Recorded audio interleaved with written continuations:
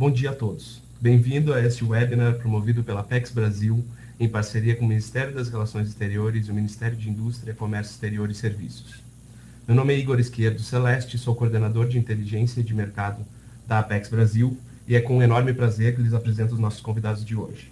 Conselheiro José Antônio Curi Braga, chefe da Divisão de Negociações Comerciais do Oriente Médio, África e Ásia, do Ministério das Relações Exteriores, e Carlos de Grazia, analista de Comércio Exterior do Departamento de Negociações Internacionais da Secretaria de Comércio Exterior do Ministério de Indústria, Comércio Exterior e Serviços. Nosso objetivo é informar você a respeito das oportunidades e implicações do Acordo de Livre Comércio Mercosul-Egito, que entrou em vigor no dia 1º de setembro de 2017.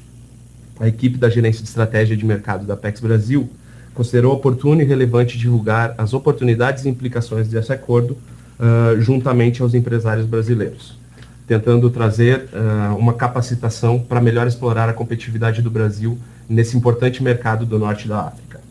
Consideramos fundamental que vocês saibam utilizar efetivamente o acordo para o benefício das exportações brasileiras. Ao final da nossa conversa, a gente vai ter um espaço para perguntas e respostas. As perguntas poderão ser enviadas através do chat, através do sistema. Tá bom, gente? O Egito vem buscando promover uma maior abertura à economia internacional. Nota-se que tanto em termos de fluxos comerciais, quanto em termos de entrada de investimento estrangeiro direto, os números vêm apresentando crescimento relevante. Segundo a Economist, por exemplo, entre 2017 e 2022, a economia do Egito deve crescer, em média, ao ano, entre 4% e 6%, o que é um dinamismo bastante relevante, que mostra que o acordo pode trazer benefícios ao Brasil. Então, eu vou passar a palavra aqui para o José Antônio. José, a gente gostaria de entender um pouco mais, se você pudesse descrever, em linhas gerais, o relacionamento entre o Brasil e o Egito, explicar um pouco também quando que se iniciaram as negociações para esse acordo, qual foi um pouco do histórico de negociações, qual que é a importância do Egito para o Brasil e um pouco sobre a estrutura do acordo, não só em termos setoriais, mas também em termos de oportunidades e desafios que podem ser abertos às empresas brasileiras. Perfeito, Igor. Muito obrigado. Bom dia a todos. Obrigado à Apex pelo convite. Eu queria parabenizar a Apex pela iniciativa. Para mim é uma satisfação e uma honra participar desse evento. E eu responderei a todas as perguntas que o Igor fez ao longo da minha apresentação.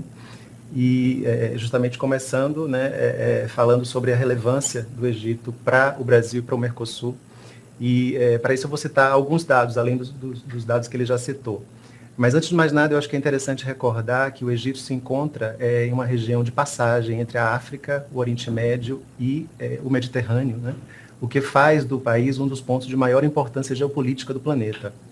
E vale lembrar também que no plano político, geopolítico, o Egito assumiu, vem assumindo historicamente o papel de liderança em diversos movimentos de integração regional e de concertação entre os países em desenvolvimento.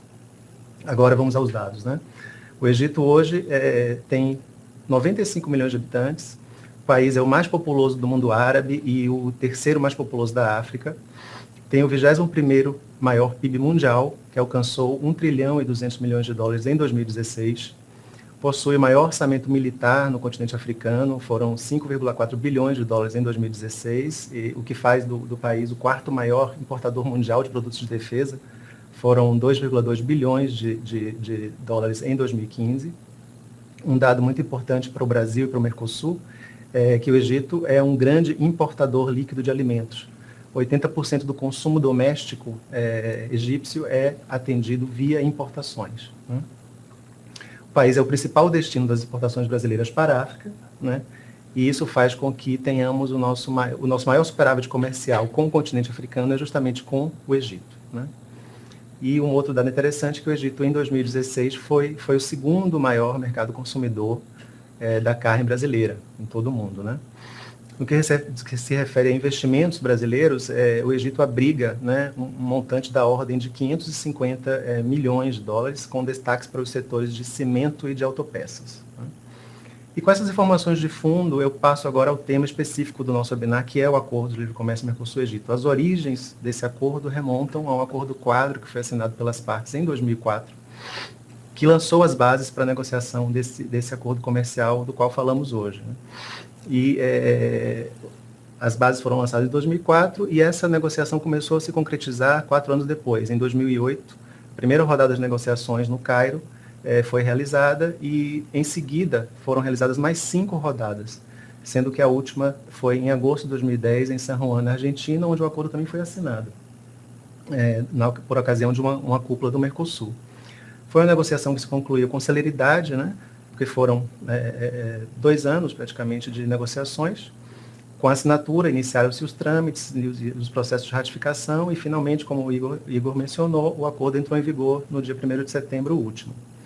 E com o acordo, o Mercosul e o Brasil garantem, né, esse acesso mais facilitado a um mercado de quase 100 milhões de consumidores, como eu mencionei. De maneira geral, o acordo cria oportunidades para exportações brasileiras de produtos como frango, café solúvel, papel, automóveis, autopeças, entre outros. O acordo prevê a eliminação imediata das tarifas de importação para 24% do universo tarifário do Mercosul e 31% do universo tarifário do Egito. E ao final dos 10 anos de desgravação, serão 98%, né, do lado do Mercosul e 97% do lado do Egito, né, que estarão desgravados. Bom, eu passo agora a estrutura do acordo, né, que contém 5 capítulos. O capítulo 1 trata das disposições gerais institucionais do comércio de bens e também da possibilidade de entendimentos futuros em matéria de serviços, né, que é a chamada cláusula evolutiva, e da possibilidade de cooperação na área de investimentos. E um dos pontos mais importantes da parte institucional é a criação do Comitê Conjunto para a Administração do Acordo, né? E aqui eu chamo a atenção dos que nos assistem, porque o Comitê Conjunto é responsável por assegurar a adequada implementação do acordo e também por revisar e monitorar essa implementação. Isso significa que é por meio do Comitê Conjunto que o setor privado pode canalizar para o governo, né, eventuais demandas ou relatar eventuais dificuldades em relação à implementação do acordo. Estão previstas reuniões anuais do Comitê Conjunto, mas o Comitê pode se reunir a qualquer momento, se assim as partes decidirem, se houver alguma emergência, se houver alguma necessidade. O Comitê pode também criar grupos de trabalho, subcomitês, para dar o encaminhamento específico a algum item que seja urgente, né? Com relação a serviços, como eu mencionei, o objetivo do acordo é liberalizar e abrir progressivamente os mercados, mas aqui eu faço uma ressalva de que o acordo hoje não inclui serviços, é só uma perspectiva de entendimento futuro, como eu mencionei. E toda a discussão futura sobre essas possibilidades, né, de abertura, de consideração de possíveis modalidades para esse setor, serão feitas também pelo Comitê Conjunto, com base na estrutura do GATS, né? Em relação a investimentos, mais especificamente, o acordo prevê mecanismos de cooperação, como intercâmbio de informações de investimentos, identificação de setores de oportunidades, sobre legislação e sobre políticas de investimento, apoio às atividades de promoção de investimentos, por meio de conferências, feiras, exposições e missões comerciais, e também desenvolvimento de mecanismos de investimentos conjuntos, particularmente aqueles que envolvem pequenas e médias empresas, né? E o objetivo desses mecanismos é promover o intercâmbio de informações de lado a lado para aumentar o conhecimento dos empresários do Brasil, do Mercosul e também do Egito sobre os respectivos ambientes de negócios em todas as áreas e, mais especificamente, na área de investimentos. Bem, o capítulo 2 trata das regras de origem aplicáveis ao acordo, né? A regra geral vigente é que, para ser considerado originário, o produto só pode ter até 45% de insumos provenientes de outros países ou blocos econômicos. O capítulo 3 trata da regulamentação das salvaguardas preferenciais, né, que poderão ser aplicadas, né, como sabemos, quando as importações ameacem causar ou causem dano grave à indústria doméstica da parte importadora, né, em questão. E essas medidas só podem ser aplicadas em um período de 4 anos a contar da data da finalização do cronograma de desgravação aplicável a cada bem em questão, né? E as medidas que venham a ser adotadas, elas não podem superar o período de 2 anos, que pode ser eventualmente prorrogável por mais 2 anos pelo Comitê Conjunto. Por isso que eu mencionei lá no início a importância do Comitê Conjunto, porque a partir do Comitê Conjunto, por meio do Comitê Conjunto, que todas as, né, diretrizes, todo o acompanhamento da implementação do acordo é feito. O capítulo 4, que é o penúltimo, regula o mecanismo de solução de controvérsias relativas à interpretação, à aplicação e exceção, né, das disposições do acordo, e também pode questionar eventualmente decisões tomadas pelo próprio Comitê Conjunto. E aqui, nesse ponto, vale notar que o Mercosul como bloco, né, um Estado parte do Mercosul individualmente, ou 2 ou mais Estados parte do Mercosul, em conjunto, podem dar início a um processo, né, um questionamento contra o Egito, o que naturalmente também se aplica no sentido inverso, né. Finalmente, o capítulo 5 reúne as disposições finais de praxe, né, relativas à cláusula evolutiva, a possibilidade de fazer emendas, a entrada em vigor, adesão e eventual denúncia do acordo. E aí, voltando a falar um pouco mais sobre o Comitê Conjunto, nós vamos já ter a primeira reunião desse comitê no dia 12 de dezembro, né? O acordo diz que as partes vão envidar esforços para fazer essa primeira reunião a partir de 60 dias da entrada em vigor do acordo. Então, a presidência pro tempore brasileira do Mercosul e o Egito já estão em contato e vamos aproveitar a vinda de uma delegação do Egito para a Conferência Ministerial da OMC em Buenos Aires, e vamos realizar essa reunião na Embaixada do Brasil, lá em Buenos Aires. Como somos presidência do Mercosul, vamos fazer na nossa embaixada essa reunião que já mostra que o acordo está, né, a todo vapor, digamos assim, com sua implementação já sendo verificada, né, a reunião já vai ter uma agenda que vai contribuir para isso. Gostaria só de finalizar minha apresentação mencionando rapidamente outras negociações que estamos tendo no norte da África e no Oriente Médio, que são com o Líbano, com a Tunísia e com Marrocos. Com o Líbano e com a Tunísia, assinamos um acordo quadro em dezembro de 2014, tivemos uma reunião em maio de 2015, e agora com a Tunísia, em 14 de novembro, teremos uma reunião aqui em Brasília, que é a segunda reunião. Com o Líbano, vamos ter no próximo semestre, já possivelmente durante a presidência paraguaia do Mercosul.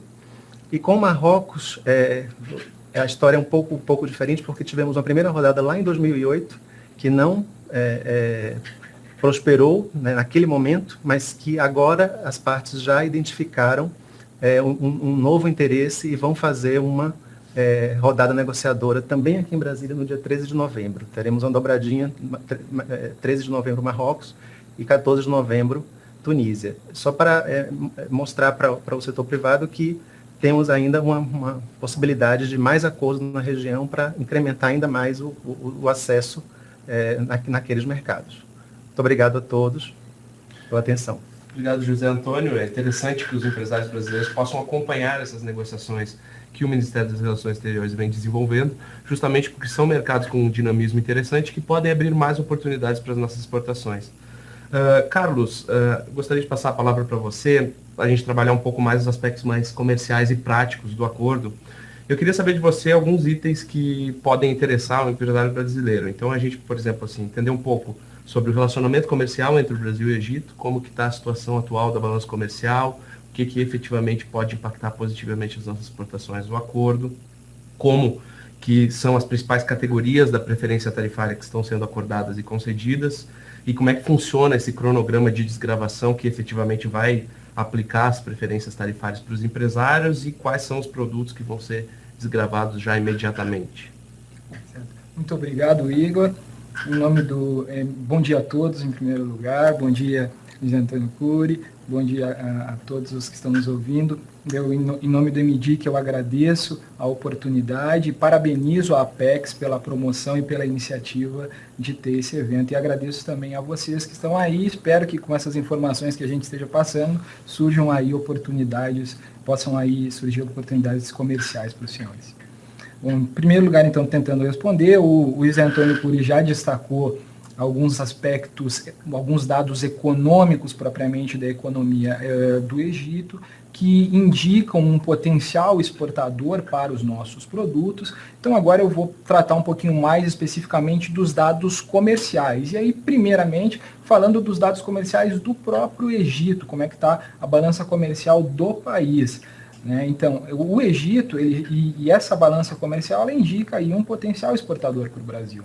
As importações do Egito hoje, elas somaram, em 2016, elas somaram aí 58 bilhões de dólares, o que citou o país em 38º maior importador mundial no ano passado, como o Cury havia mencionado antes. Os principais fornecedores para esse mercado são, essencialmente, China, são Estados Unidos e Alemanha. China, Alemanha e Estados Unidos. O Brasil não está hoje entre os principais fornecedores para o Egito, porém a gente representa já em torno de 3% das compras do Egito, das importações do Egito, as nossas exportações para lá.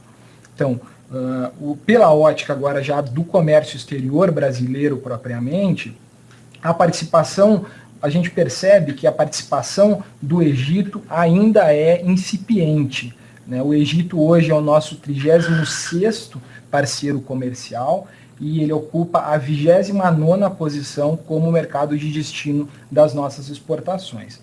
As exportações para o Egito, elas representam aí 1% das nossas exportações totais, ao passo que as importações originárias do Egito representam 0,1% das nossas importações totais. E esses dados já sinalizam algo que historicamente acontece na nossa balança comercial com o Egito, que é o Brasil é superavitário nesse comércio bilateral. Isso não é algo que seja diferente para o caso do Egito. O caso do Brasil não é algo diferente propriamente para o Egito, porque a balança comercial do Egito, ela tradicionalmente apresenta aí déficits comerciais. Então, o nosso superávit também não destoa muito das características gerais da balança comercial do país. A pauta, falando um pouquinho sobre a nossa pauta de exportações para lá, para o Egito, ela gira em torno de 30% de produtos industrializados e de 70% de produtos básicos. Os principais produtos que estão aí nessa pauta são carne bovina, carne de frango, são milho, açúcar e minério de ferro. Já pelo lado das nossas importações do Egito, o Brasil adquire aproximadamente 80% de produtos industrializados. Só fazer um parênteses, quando eu estou falando de industrializado, estou falando de manufaturados e semi-manufaturados. Então, são 80% de produtos industrializados e um pouco menos de 20% aí de produtos básicos. Os principais produtos que nós importamos do Egito são adubos e fertilizantes, nafta, produtos hortícolas, laminados para planos e fios de algodão. Esse é basicamente o contexto da balança comercial, do nosso comércio bilateral com o Egito, como você havia perguntado, Igor. Então, também agora falando um pouquinho do cronograma de desgravação, da parte tarifária, sem dúvida nenhuma, aqui como o Augusto, como o Zé Antônio Cury mencionou anteriormente, esse acordo, essencialmente aqui o maior benefício desse acordo, ele vai girar aqui em torno do comércio de bens e essencialmente da eliminação de barreiras tarifárias. Para ambos os lados. Né? Então, vale a pena a gente dar uma olhadinha como é que é a estrutura tarifária do país, para a gente entender um pouquinho também como é que se dão esses benefícios. Então, no Egito, a tarifa média aplicada do Egito, ela gira em torno de 18%. A tarifa média das importações no Egito, a tarifa média aplicada no Egito. Para bens agrícolas é em torno de 61%. Existem alguns picos tarifários dentro nessa estrutura tarifária do Egito. E de bens industriais ela gira em torno de 11%. Para ter um pouquinho uma base de comparação também, se a gente olha do nosso lado, a nossa estrutura tarifária, a tarifa média aplicada no Brasil ela é de aproximadamente 13%. e girando aí em torno, no caso de bens agrícolas, 10%, e bens industriais, 14% de tarifa média aplicada. Então, o que a gente percebe é que esse acordo ele tende a gerar ganhos, a ter uma economia importante em termos de pagamento de tributos mesmo, em ambas as partes, para ambos os lados, Mercosul, no caso Brasil também especificamente, e Egito. Bom, falando então um pouquinho propriamente das cestas de desgravação, algo que eu recomendo a todos os interessados que consultem o acordo propriamente. Quando vocês olharem lá no acordo, o artigo 11 desse acordo trata lá de como se dão as cestas de desgravação do acordo, o que ele chama ali de categorias de desgravação. E lá vocês poderão observar a existência de 5 categorias de desgravação.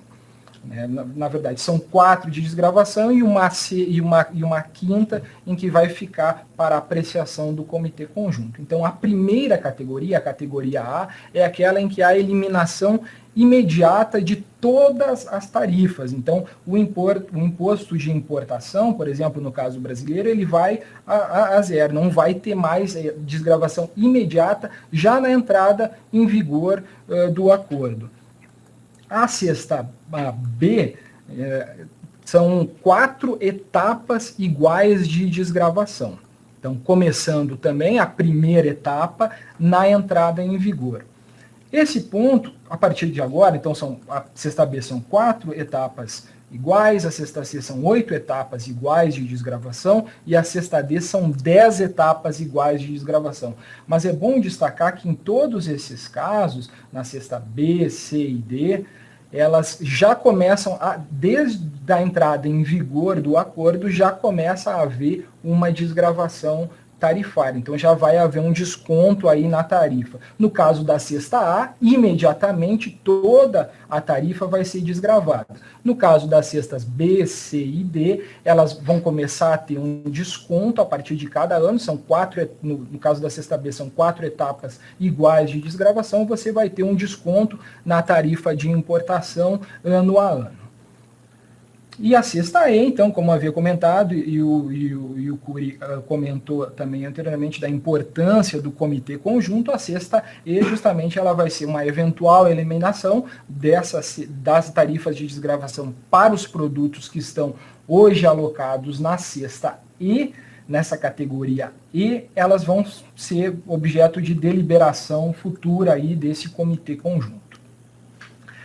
Falando um pouquinho sobre a abrangência do acordo, o Cury havia mencionado esse fato antes, hoje gira, no caso das tarifas do Mercosul, gira em torno de 98% do universo tarifário, das linhas tarifárias do Mercosul, estão sendo ofertadas. Então, em torno de 98% de todo o universo tarifário das linhas ofertadas estão ofertadas pelo Mercosul. Sendo que aproximadamente 26% já naquela cesta A, aquela cesta de desgravação imediata, em que não vai haver cobrança nenhuma de tributo a partir de imposto de importação a partir da entrada em vigor.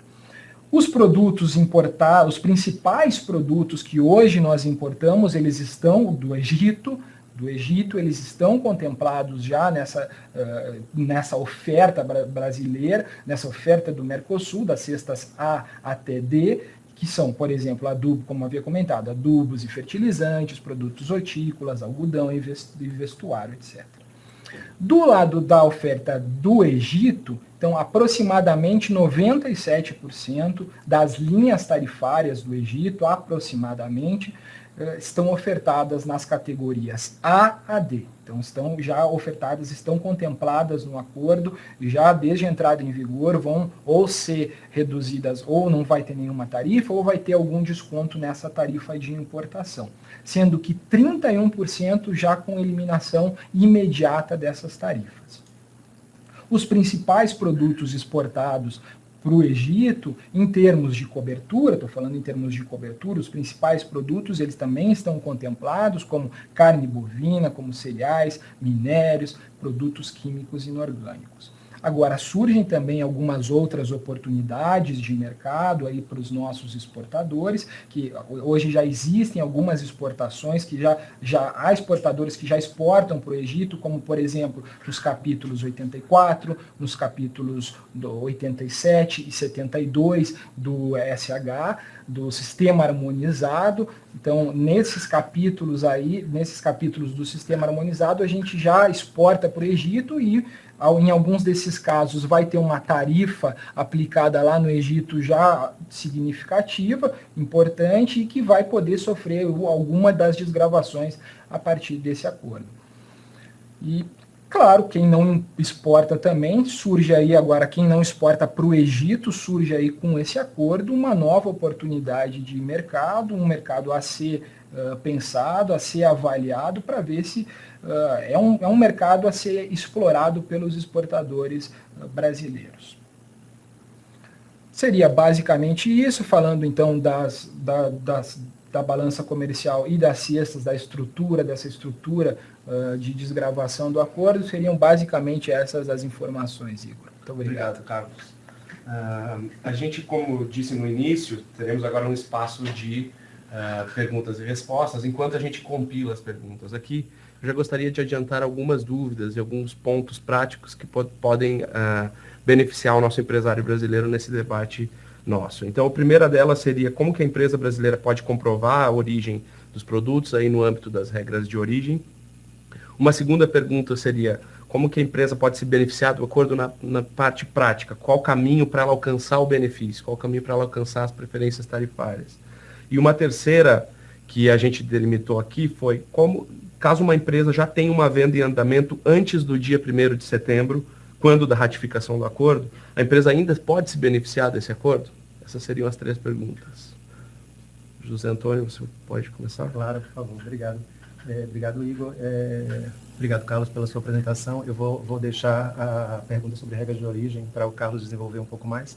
Mas em relação à segunda pergunta que você fez sobre os benefícios, da forma como o setor privado pode buscar os benefícios para esse acordo, eu acho que o primeiro passo seria consultar a nota imprensa que o Itamaraty divulgou no dia 1º de setembro, quando o acordo entrou em vigor, porque nessa nota nós temos o link para o texto integral do acordo e também para as listas de ofertas, né, que estão, né, em vigor, né, as listas dos produtos, né, que compõem justamente esse cronograma de desgravação que o Carlos tão bem detalhou, né, todas as cestas, para que os empresários, né, que já vendam os seus produtos para o Egito, verifiquem como vão poder usufruir dessas reduções tarifárias, essas eventuais reduções tarifárias, em que momento essas reduções vão chegar para os seus produtos, né?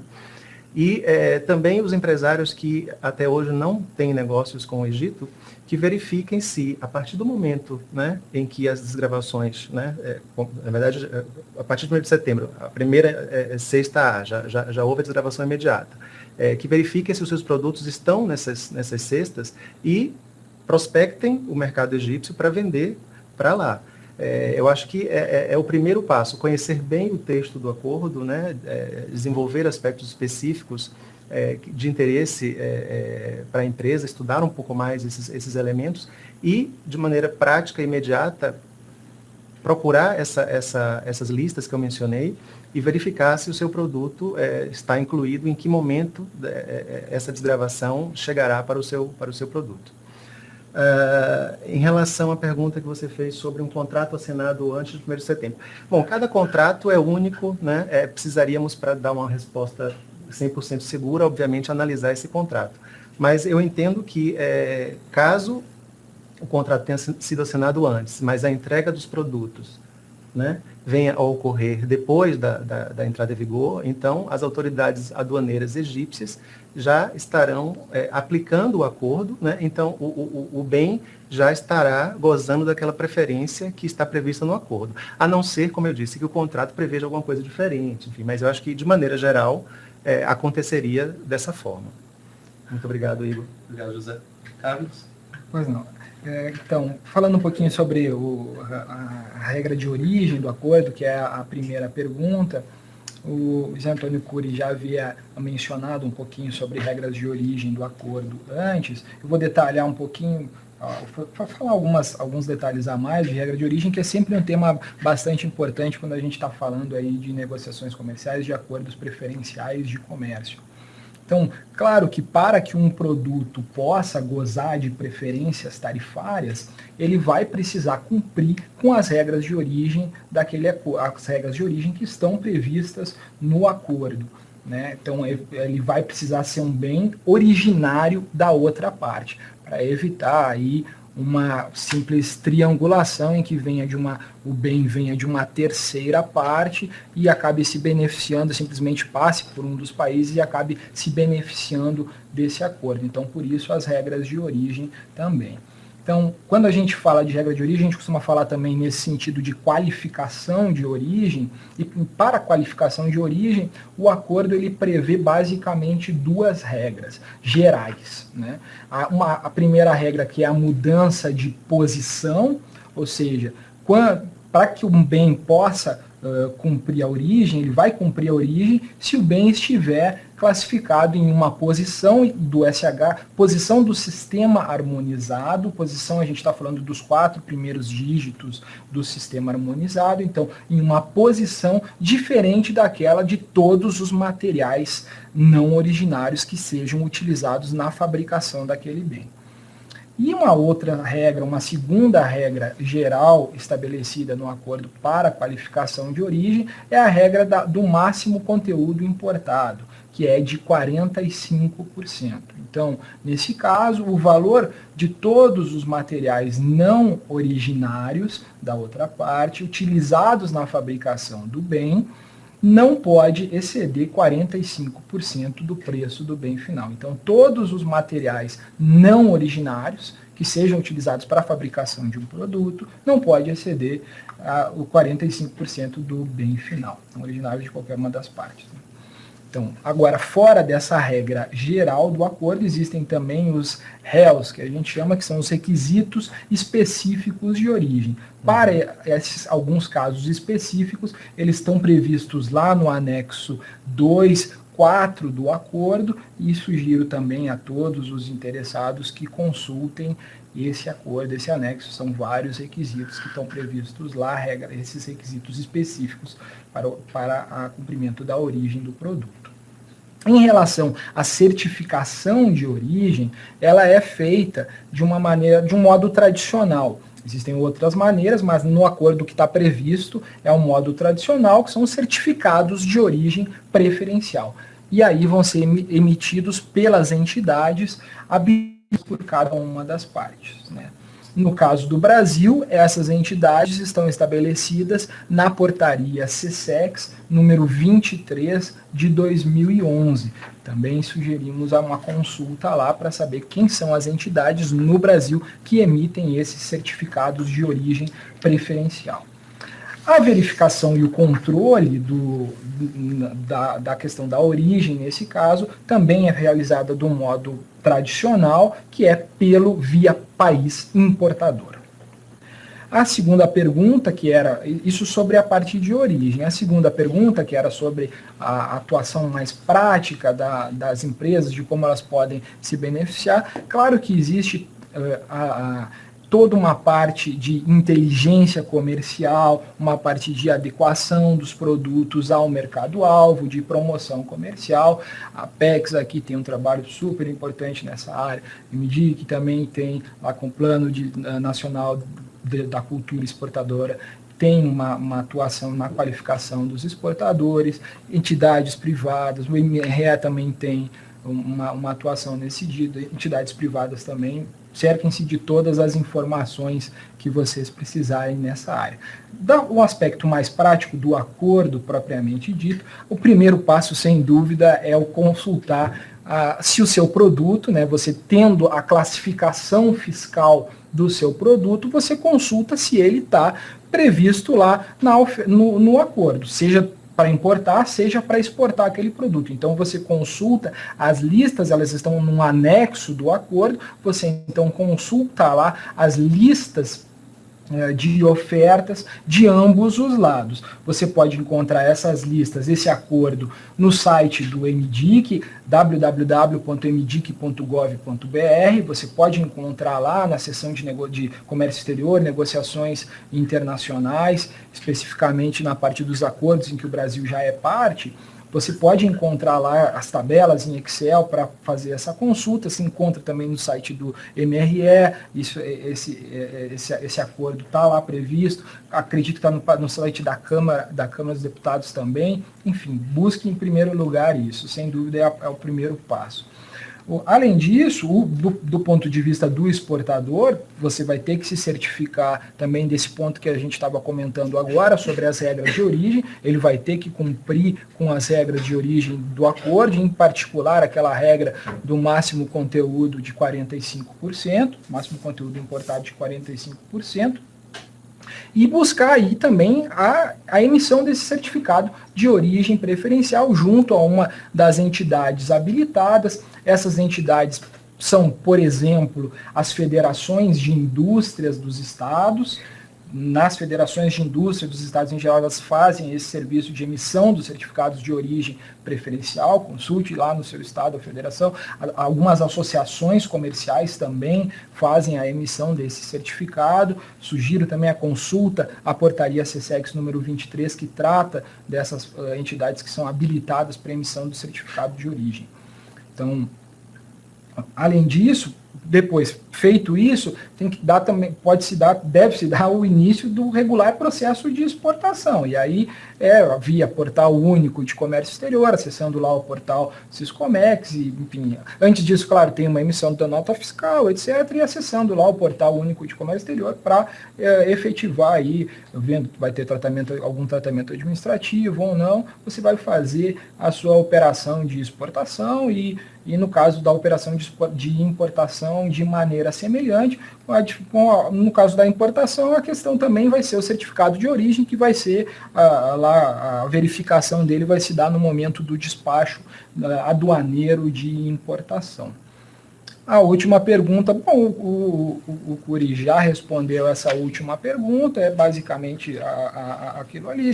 Normalmente se dá a preferência tarifária vai se dar no momento do despacho aduaneiro lá de importação mesmo do produto. Então, se o contrato foi antes, mas o despacho aduaneiro lá daquela mercadoria lá no país de destino, lá no caso do Egito, quando ele for entrar, ele vai gozar da preferência que tiver no momento, se tiver vigente, no momento da vigência do acordo.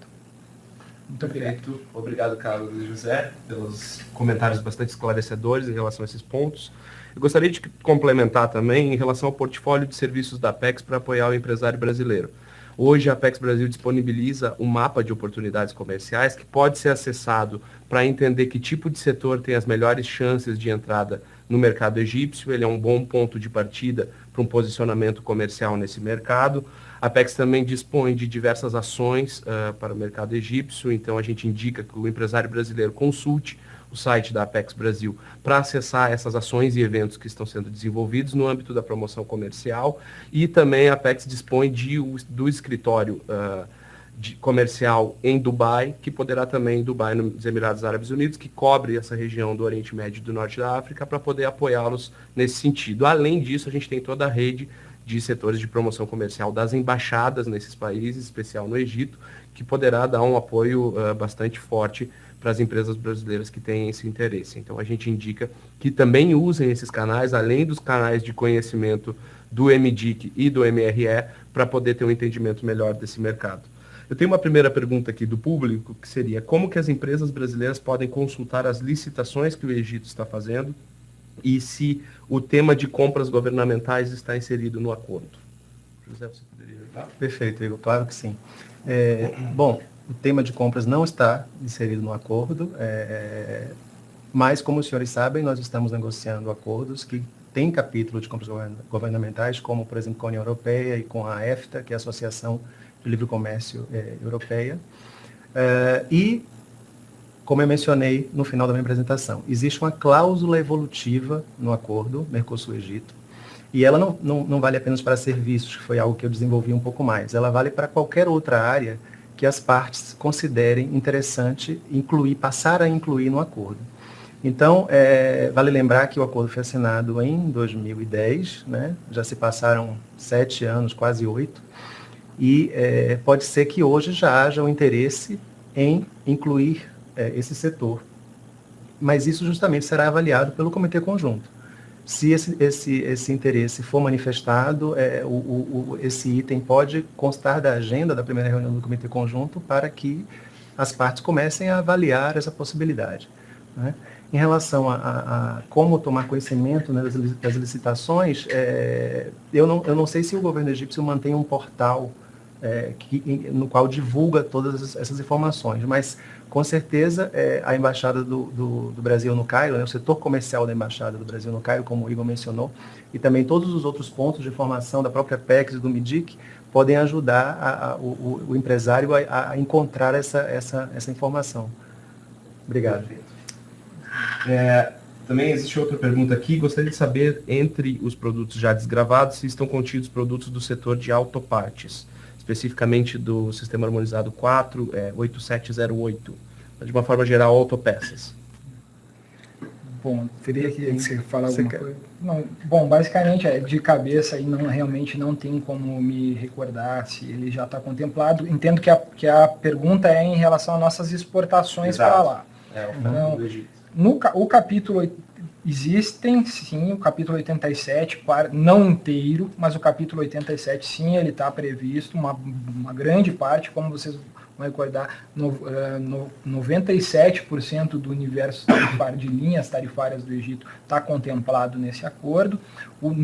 Especificamente no capítulo 87 existem inclusive muitos produtos alguns produtos que nós já exportamos para lá, para o Egito, e que estão contemplados nesse acordo, em alguma das cestas de desgravação, mas esse é um trabalho que seria muito importante que vocês mesmos façam, no sentido de procurar e buscar identificar lá dentro das listas de oferta do Egito, se especificamente o seu produto está presente lá nesse acordo e em qual cesta de desgravação em que ele vai estar contemplado, se já imediata, se em 4 etapas, já nesse primeiro momento você vai ter um desconto apenas dessa tarifa, em qual das cestas A, B, C ou D, ou E, né, no caso, esse produto vai estar lá. Se o Curi lembrar de algum de cabeça aí nessa posição específica. Na verdade, a informação que eu tenho é exatamente essa, Carlos, que algumas linhas estão na cesta A, que é a desgravação imediata, e outras estão na cesta B e C. Então, como você bem explicou, nessas cestas B e C não haverá desgravação imediata, obviamente, mas já haverá um desconto na tarifa. Então, vale a pena consultar, né, essa lista, né, na qual constam todos os produtos que estão incluídos em cada cesta, para que o empresário tenha certeza, né, da sua posição específica, né, nesse cenário. Perfeito. Eu tenho uma outra pergunta aqui, que na verdade já foi trabalhada pelos nossos dois convidados, que seria onde é possível consultar os dados do acordo. Em ambos os sites, tanto do Ministério das Relações Exteriores quanto do Ministério de Indústria, Comércio Exterior e Serviços, vocês podem encontrar essa informação. Caso tenham dúvidas, a gente pode enviar o link dessas informações para vocês e enviem um e-mail para estratégia@pexbrasil.com.br, estratégia sem acento, que a gente poderá responder e enviar o link para que vocês tenham acesso a essas tabelas e essas informações relevantes. Eu tenho uma outra pergunta aqui, que é para o Carlos, mais para enfatizar um pouco as etapas do acordo. O participante pergunta, as etapas do acordo são em anos? E como que funciona o processo de desgravação em tempo? Você já abordou, mas seria interessante dar uma reforçada. Perfeito, muito obrigado pela pergunta. Então, a primeira situação, já na entrada em vigor do acordo, há uma desgravação, uma eliminação total daquele imposto de importação, aqui e lá no Egito, do imposto de importação. Já a partir das cestas B, C e D, elas vão ser em etapas iguais em cada aniversário, a cada 12 meses da data de entrada em vigor do acordo. Então, no aniversário, digamos assim, no aniversário de cada data da entrada em vigor, vai haver um desconto ali daquela tarifa, e esse desconto vai ser sempre igual sucessivamente.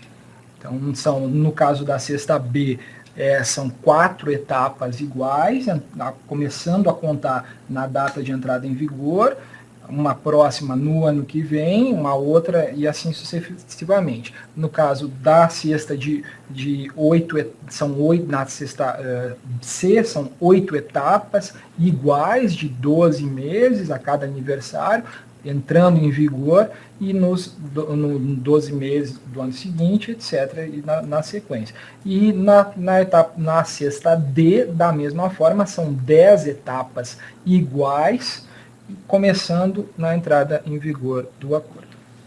Perfeito. Tem uma pergunta aqui que vários interessados indicaram, que devemos emitir certificado de origem no CIESP ou na Câmara Árabe? Que tipo de indicação a gente pode dar para o empresário em relação a isso? As federações de indústria estão aí? Vocês já poderiam aprofundar um pouco mais, por gentileza? Perfeito. Eu sugiro aqui, de novo, uma consulta à portaria CSEX número 23 de 2011. Ela pode ser encontrada também no site do MDIC, www.mdic.gov.br, na área de legislação, dentro de comércio exterior, na área de legislação. As entidades, em geral, tem que dar uma consultada lá também, mas as entidades são as federações de indústria dos estados, de cada um dos estados, e também algumas associações comerciais. Teria que dar uma consultada lá para saber se exatamente aquela que os senhores perguntaram, o senhor me perguntou aqui, está presente nessa portaria CSEX 23 de 2011. Acredito que a gente já tenha coberto algumas perguntas. Então, eu queria enfatizar, por exemplo, que o mercado do Egito, ele é um mercado em que a gente está com um dinamismo interessante. Entre janeiro e setembro de 2017, por exemplo, nossas exportações cresceram cerca de 22%. Então, aqui a gente tem um dinamismo interessante das exportações brasileiras, e com o acordo comercial, a expectativa é que essas oportunidades elas sejam exploradas pelos empresários, que possam justamente ter uma participação um pouco melhor e ampliar a nossa competitividade nesse mercado. Eu gostaria de... O nosso tempo já tá indicando... mas eu gostaria de agradecer, em nome da Apex, a participação dos nossos convidados, não somente o conselheiro José Antônio Cury Braga, o chefe da Divisão de Negociações do Ministério das Relações Exteriores, e também o Carlos de Grazia, que é o nosso analista de comércio exterior do Ministério do Desenvolvimento, Indústria e Comércio Exterior. Tenho certeza que todos que assistiram já saem mais capacitados desse webinar, né, para ajudar a implementar esse acordo, tirar ele do papel e efetivamente usar os procedimentos adequados para aumentar as nossas exportações brasileiras para o Egito. O webinar poderá ser visto novamente no site da plataforma Passaporte para o Mundo, da Apex Brasil, e todos que se cadastraram nesse webinar receberão um link de acesso. A equipe de estratégia de mercado à disposição de todos pelo e-mail estratégia@apexbrasil.com.br. Desejamos a todos sucesso nas negociações, esperamos vocês no próximo webinar. Muito obrigado.